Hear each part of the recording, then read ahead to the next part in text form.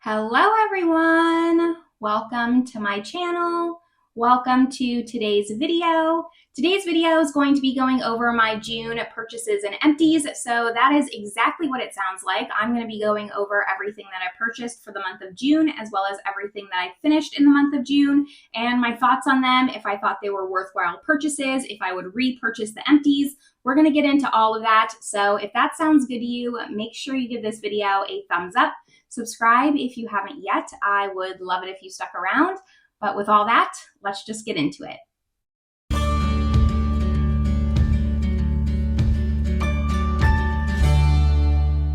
All right, so the way that I structure these videos is into 3 parts. Everything will be time-stamped down below, but the first part is usually purchases that I purchased earlier at a different month, but came to me in the month of June. So for example, maybe I purchased something in May online. It was towards the end of the month. It didn't physically get to me in June, so I didn't talk about it in my May empties, but now I have it, so I talk about it, just update you all on those purchases. I do make a majority of my purchases online because I live so far out in the countryside. Or sometimes I even purchase things online and send them to friends and family in the United States. Since I live in Europe, sometimes it can be a little bit cheaper, especially with Indie, and then they bring it to me when they come to visit. So today's video, I don't have any of those items. There's none currently sitting in front of me. Everything that I purchased was in the month of June. Now July will be different because my mom is coming back from her trip to Arizona. So July I will have quite a few things to update you on, but today I have nothing. So we're gonna start right into my empties. There's actually not too many this month, which is okay. Some months are larger than others. I just use my products naturally as they kind of finish up. I don't try to hurry up and use them all. So let's just get started with the first thing at the top here, which is the First Aid Beauty Ultra Repair Cream. This is a cult classic. It's a really great lotion. The thing is, I just don't love these tubs. I would reconsider repurchasing this, honestly, despite the tub, because it's a really great hydrating lotion, especially if you have really dry skin. I used it a lot, and my husband used this a lot during winter time, and he isn't really much of a lotion user. So when he's using something, because his hands are really dry and keeps coming back to it, I know it's a good product. This was my very last lotion in backup, so we'll talk about the replacement lotion in my purchases, but really happy to have a category where I just have no more backups. That is the goal of these videos, is to specifically with skincare, stop having backups of so many things, and my lotion category is finally finished. I love that. Now the next thing, let's see what we have in here. I have a few more skincare items, so let's talk about those. I have a full-size SPF. This is the CereVe Ultra Light Moisturizing Lotion with SPF 30. I do prefer an SPF 50, but since this was in my backup, try to use it up. I did. I like that this has an airless pump, so you don't waste any product. You're really getting all of the product out. It wasn't greasy. It says it's a matte finish. That is the kind of sunscreen that I prefer. However, I don't think I'd repurchase this. I might, like if I really needed a sunscreen, but it's not my holy grail sunscreen. I have my holy grail, the one that I want to stick with after I finish all my backups, and this is not it. So I'm happy to have one more down. There's one more in my backup. This will also be a category that's almost finished, and then I will just repurchase my holy grail over and over and not have to worry about it. These are both moisturizers, these 2 little travel sizes. So I have the StriVectin Anti-Wrinkle SD Advanced Intensive Moisturizing Concentrate. This was really nice. Would I repurchase it? No. StriVectin tends to be pretty expensive. In fact, we'll then dive into this StriVectin product next, just so I don't forget. I'm going to set it aside. And I didn't find that big of a difference for the price, which is why I wouldn't repurchase it. This StriVectin product, this is the Advanced Tightening Neck Cream. This was, how big was this? 0.25 fluid ounces, and I finished 4 of them. So I've been slowly working my way through them. Even if I finish them, you know, this probably took me at least 4 months, probably 5 months to finish all 4 of these, but I waited until I finished every one, so I wasn't talking about it over and over repeatedly every month on my thoughts on this. This is a StriVectin product that I can actually tell a difference on. I do have quite a few neck wrinkles from just my age and tech neck. I mean, you can't get away from it. It is something that I'm like a little bit self-conscious about. So I could tell a difference when I use this. I do really like this, but the full size is I think over $100. So I'm a little bit hesitant to purchase it. If I saw a really good sale on it, I would probably splurge and purchase this moisturizer though. This I could really tell a difference in how my skin looked when I used it. So we'll see. For me though, right now, it's just kind of out of my budget. If I had less amount of skincare, I would maybe reconsider it. Another just little mini moisturizer. This is the Proactiv Green Tea Moisturizer. This was a nice moisturizer, kind of that lightweight gel consistency, which sometimes just isn't enough hydration for me. Would I repurchase it? No, but I used it up and it was fine. And that was all my skincare. Then I have, let's see, 2 hair care products. So this was just the Living Proof Color Care Shampoo, a sulfate-free shampoo, and for some reason I just had this kicking around in my shower. This also was the last deluxe size or just even backup shampoo kind of product in this category. Now I just have my full-size shampoo and conditioner from Rehab, and once I finish that up, I'll buy a replacement. I'm really excited about that category. I am making such good progress with all of my backups. That makes me just really, really happy. I would not repurchase this. I don't color my hair, and I find that when I use specific color care products like this, it kind of dries my hair out, so I wouldn't repurchase this at all. And then the other hair care I have is the Living Proof Perfect Hair Day Advanced Clean Dry Shampoo. One of my favorite dry shampoos, although again, kind of pricey. And I feel like you can get a cheaper dry shampoo that does pretty much the same thing. So I only purchase these when I see them on sale at Ulta. I have quite a few in backup actually.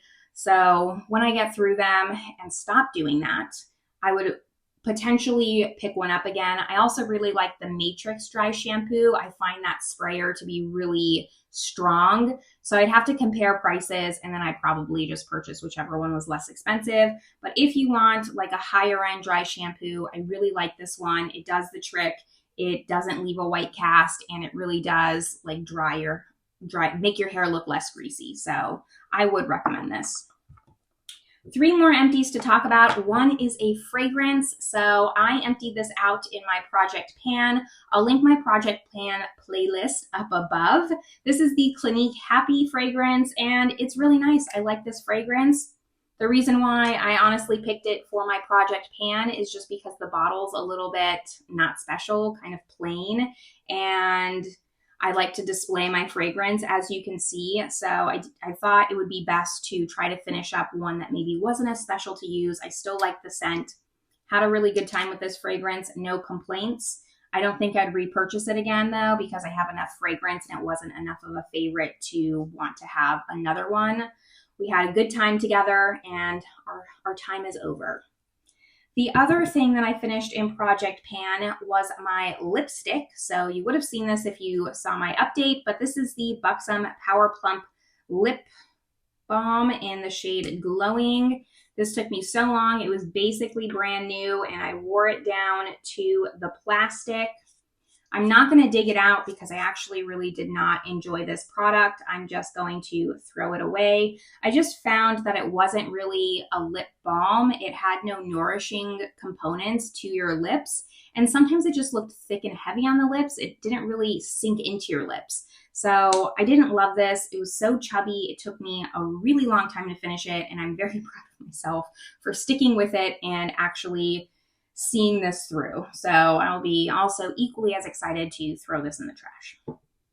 My very last empty before we talk about my purchases is just a little cuticle oil. So I don't know the brand of this because they are an indie brand. And look, Business 101, guys. Put the name of your brand on your component. I believe this is from the brand Northern Star, but I'm not 100% sure. I only have the scent on here, which was Sandcastle Salty Ocean Spray, and it did smell really nice. I like the scent. I believe this came in a set of 3 different ones, and the box had the name of the brand, but the individual ones didn't. So I think that was a miss on their part. Again, if you're a small business, like, please put your branding on everything, because if I loved this, I would not know where to repurchase it. I have enough cuticle oil to last me literally my whole life. Like right now, my next one is this huge giant bottle here, which is 1 ounce. This is gonna clearly take me a lot longer to finish up. So I'm not in any kind of hurry to go out and purchase a new cuticle oil. Just wanted to put out the PSA, like, please put the name of your company on your items. Those are all my empties though. Like I said, it wasn't too much this month, but I'm happy with the progress that I made. I knocked out 2 categories of just backups that I used to have bins and bins of. Like, I have been doing this empty series for I think almost or more than 2 years. And that entire time, as far as skincare, hair care, I was not purchasing things. I was only going through my backups. And it's nice to finally see the light at the end of the tunnel. Now we get to the third part of this video, which is going over my purchases, the funnest part. And there's not too many purchases this month, which is a good thing. I am trying to be a little bit more conscientious about what I'm bringing into my collection, not just bringing in everything I impulsively want, thinking about things a little bit more. And I'm happy to say I only have 3 things to talk about. And the first one is a replacement. So this is my replacement lotion.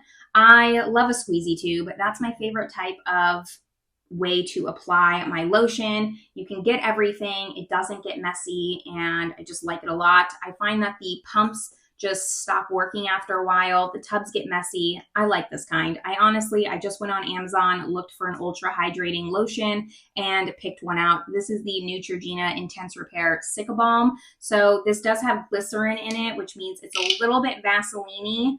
But honestly, like right now, my skin just needs it. It is so, so dry. It does bother me that it's a little bit tacky. It doesn't sink into the skin too much. But because I can actually tell a difference in the moisture of my skin, I can tell that there's like a barrier and it's really protecting my skin. I look past that and I just make sure to use a very, very small amount. We'll see how I feel by the end of it, by the time I use it. But right now, I like it. I'd repurchase it. I think it was like $9. The second thing that I purchased is a foundation. This is the L'Oreal Skin Ink. I already did a foundation first impression review and wear test on this foundation. I will link it up above in the cards. I picked up the shade 20, and this was okay. It started off not that great. If you haven't seen that video, I'll kind of spoil it for you. I didn't love it on first application, but throughout the day, I warmed up to it a little bit. Is it like my new favorite foundation of all time? Absolutely not. But I do think that it's an interesting product. It's a different kind of product. It's not like the same glowy skin tint that we've just been seeing over and over and over again. This is very, very long lasting, pretty matte, and something that I think a different audience will appreciate. So it's an interesting one. I'm happy to have it. I need to test it a few times and I'll come back and do a foundation roundup on it. But for now, I did purchase it and I've been enjoying using it. The very third thing that came into my collection was actually a declutter to me. I don't know what it is, but I've had a lot of friends just kind of reach out and give me some things that maybe they're just not interested in having. I had a video go up last summer talking about 5 palettes that I regret not purchasing, 5 palettes that I missed out on. I'll link that video up above. And since I posted that video, people have come out of the woodworks to find those palettes for me. I got the NARS Climax palette that way. And then I had the Tarte Aspen Ovart palette, and Tarte re-released that palette insanely enough. And then the third palette that was on there was the Odens Hela palette, the collaboration with Angelica Nyquist. I didn't really know of Odens back when this palette released, so I missed out on it.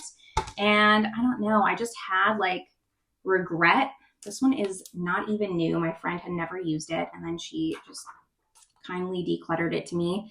And I don't know, I just could never get this palette out of my head. So I'm really excited to try this out. I have not used it yet. It's kind of just been sitting in my drawer waiting to do this video. And then I plan on using it No Pan Left Behind. I think it has, you know, kind of like fall grungy tones, but also some fun summer tones in here. So I think I can use it pretty soon here and see if this is actually the good Odens eye quality before their quality kind of just like started to go downhill. So those are all of my purchases. Those are all of my empties. Let me know down below if you're also trying to just work through your backup collection, if you're also trying to consume a little bit less without going on a no buy. I'm trying to not give myself too many rules, but also be self-aware. I don't know, it's a very hard line sometimes to walk, but let me know your process behind it, what you're doing to curb your spending. After that though, this is where I'm gonna leave you all. I hope you're having a great one, and I will see you in my next video. Bye everyone.